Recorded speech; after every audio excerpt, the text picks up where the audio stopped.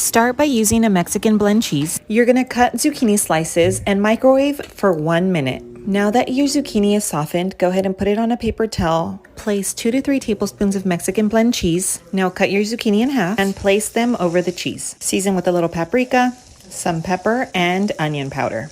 Top with a little more cheese and cook for 2 minutes. This is the perfect combination.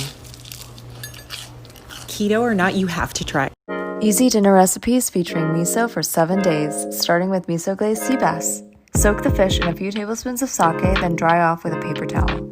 For the marinade, use 2 tablespoons each of white miso, mirin, and sake. Cover the fish on all sides and let it sit for at least 30 minutes, but I really recommend overnight.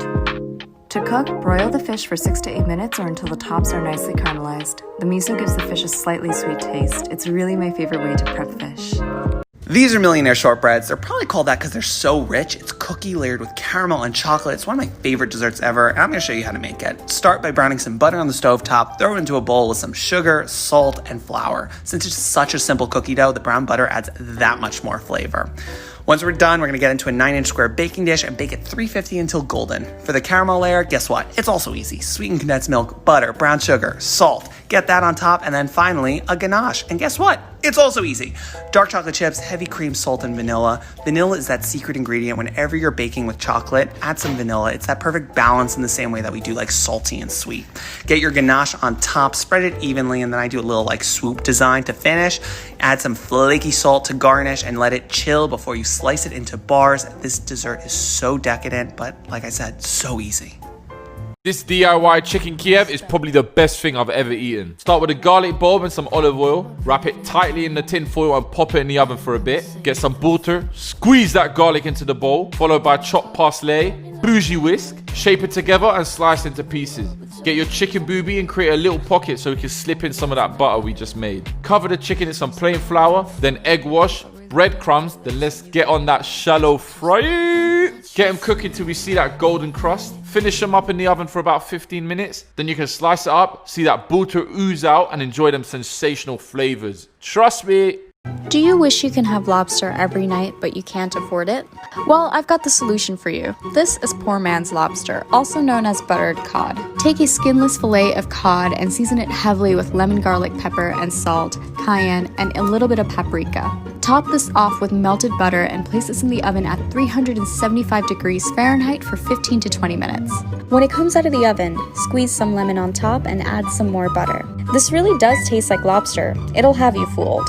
I'm always looking for ways to slash some carbs, like with this low-carb egg bun sandwich. Spray a mug with nonstick spray, add a 1/4 cup of egg to the mug, microwave for 45 seconds or until set. Now transfer to a plate. This is your bottom bun half. Repeat with another 1/4 cup of egg to make the top half of the bun. Sprinkle with a little salt and pepper. Add some cheese to the bottom bun half, followed by a little bacon. Now top with your remaining bun half and microwave until the cheese has melted. An easy, high-protein, low-carb swap.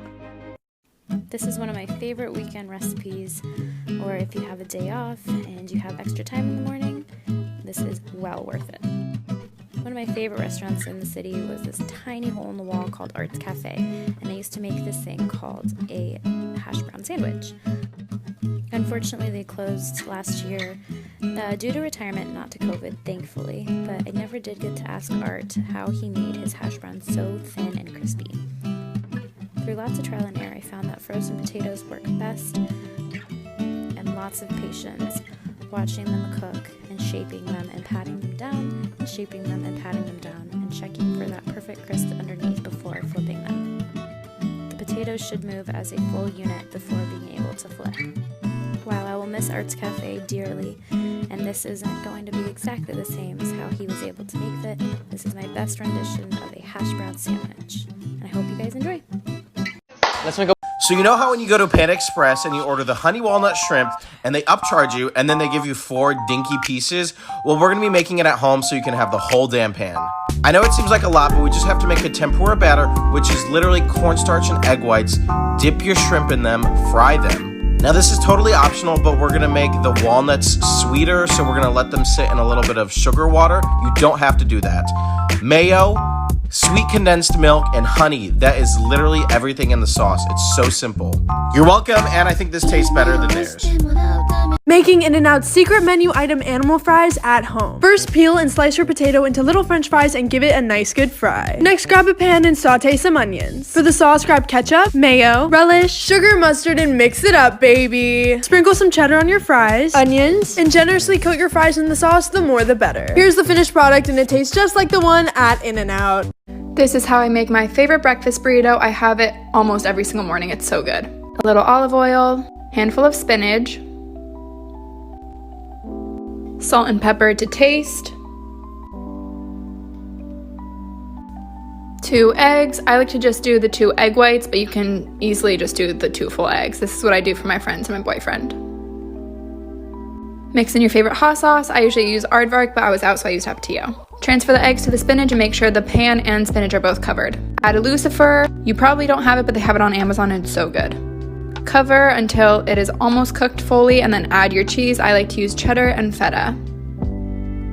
Cover again until the cheese is almost melted. Get your tortilla. I like to use Ezekiel sprouted tortillas. And then the fun part, I like to use my lid to flip it and then put it back inside the pan. Half of an avocado, everything but the bagel seasoning. Roll up and enjoy with sriracha.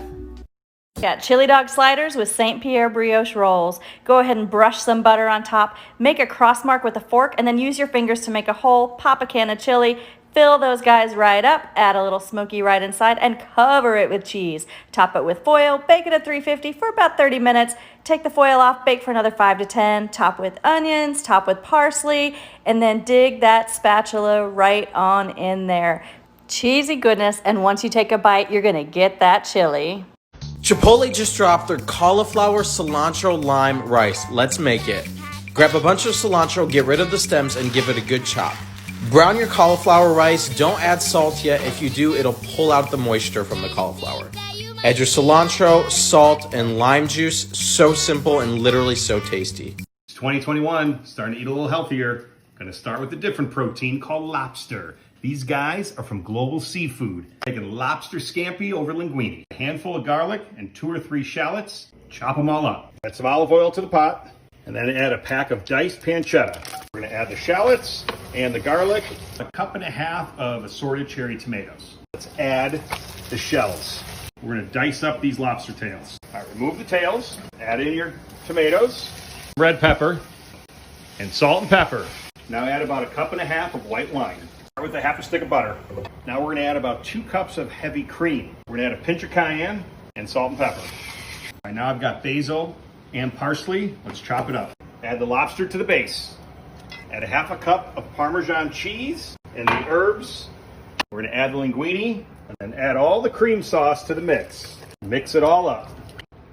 Look at me.